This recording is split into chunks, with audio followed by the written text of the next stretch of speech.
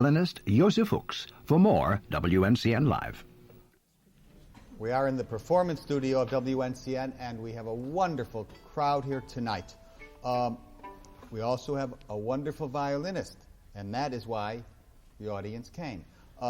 Joseph Fuchs has been playing the violin for almost 1/4 of America's history.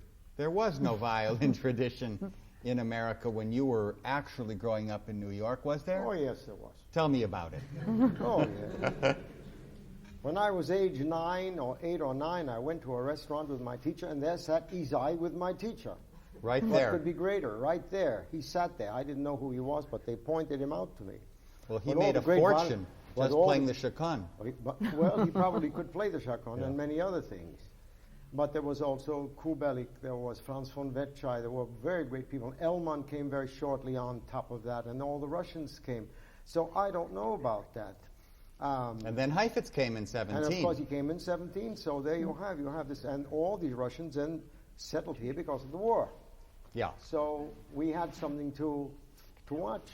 Well, you know, I actually knew there was a great Russian and a world tradition of violin playing in New York, but I just wanted to hear you talk about it. Well, Joseph? of course, I had Heifetz always showing, look, you're not Heifetz. I'm sure I was not Heifetz. Of course not. Well, you know, sometimes Heifetz even wasn't Heifetz. That could be. Yeah. When it gets to that point, yeah. Joe, what are the great influences of your life?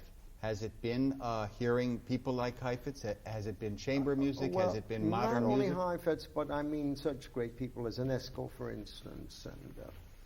And for instance, I played, as a youngster, I played in the quartet with Cortot and Enesco in the concerto by Chausson, which I'm going to play next year in Alfred, which I have played here before.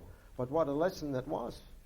To be with Cortot. And not only with Cortot, but with Enesco, who knew it from Chausson.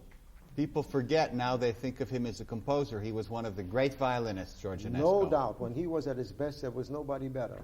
Why didn't he write a violin concerto for you?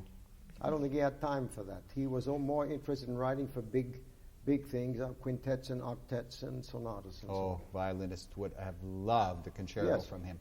But Joseph, you have done so much for modern music. In fact, the first time I ever heard you, I believe, was in 1959, and you did a splendid concerto by the American composer William Schumann, which seemed to me the most difficult work I'd ever heard.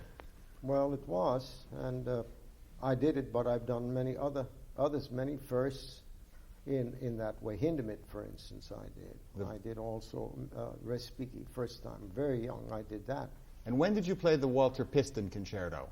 That was in the 60s again. Was that the That work was from the Ford Foundation, yes. You know, you had the honor of being invited by Bernstein to actually christen Philharmonic Hall, now called Avery Fisher? That's right. First time anyone played in there? The first time a large group, also the Philharmonic played. The Philharmonic played, and several violinists took part in the concerto. And also I opened the hall, the Alice Tully Hall. My goodness. So, I mean, maybe it's an advantage to be older, I don't know. Well, I've known you a long time, and every day you have a lot of fun. I sure do. Yes, you do. Well, There's always a challenge to try and keep up your playing and see what you can find that you didn't find before. do you still learn new music? Yes. What motivates you now to come to a score? What is it?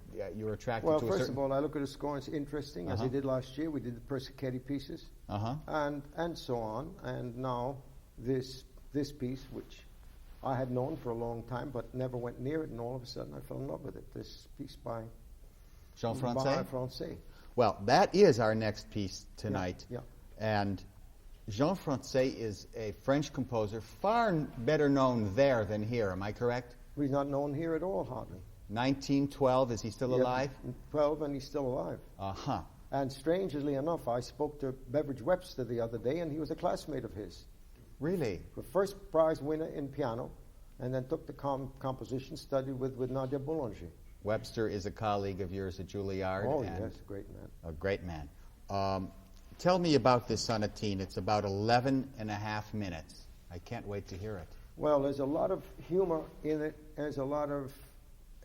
The great thing about this music is that it is full of fun and also very striking melodically and also very original harmonically.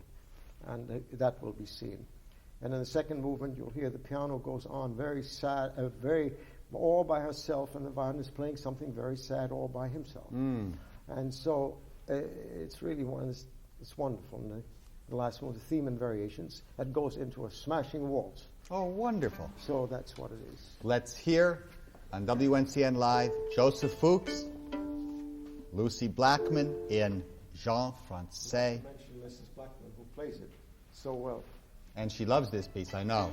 It's the Sonatine by the French composer Jean Francaix.